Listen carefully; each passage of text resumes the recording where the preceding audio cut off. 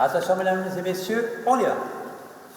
Alors ces trois concerts, c'est une promenade entre la musique du roi Soleil, la musique du roi Louis XIV, et puis une lettre d'un Vaudois exilé à la cour du roi Soleil qui déprime un livret qu'a composé Roger Bucher, et cette lettre sera lue entre nos extraits musicaux de magnifiques grandes musiques baroques, essentiellement françaises. Le but était de trouver en fait des ponts entre les différents morceaux de musique.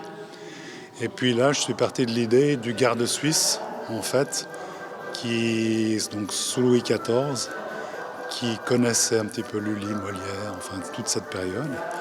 Et puis lui-même, à la nostalgie du pays, il aimerait rentrer, mais il ne peut pas parce qu'il a des dettes de jeu.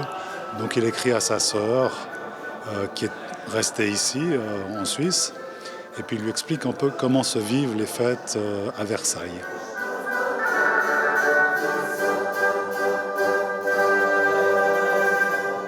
J'ai écrit un texte, c'est relativement, entre guillemets, facile, mais c'est encore mieux quand c'est vivant et que quelqu'un le dit.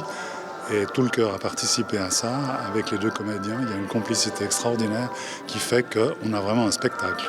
Jouer avec, et c'est ça l'originalité, que des hautbois, des anges doubles, des bassons, des corps anglais et des hautbois d'amour.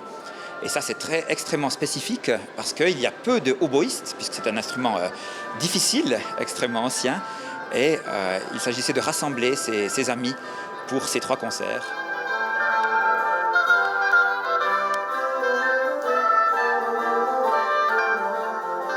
C'est pas du musique romantique du tout, c'est de la musique baroque.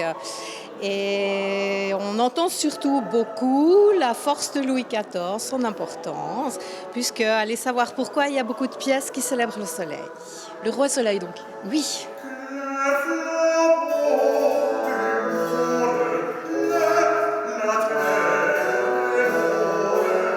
Aussi des moments plus religieux, puisqu'on a deux extraits de messe, une écrite sur un Noël ancien, un kyrie écrit sur un Noël ancien, et puis des choses assez solennelles aussi et amples, parce qu'il faut sentir la royauté, la majesté.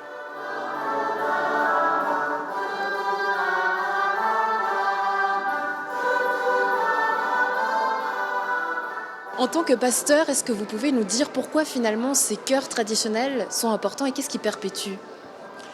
Alors ces chœurs traditionnels permettent la joie de la rencontre.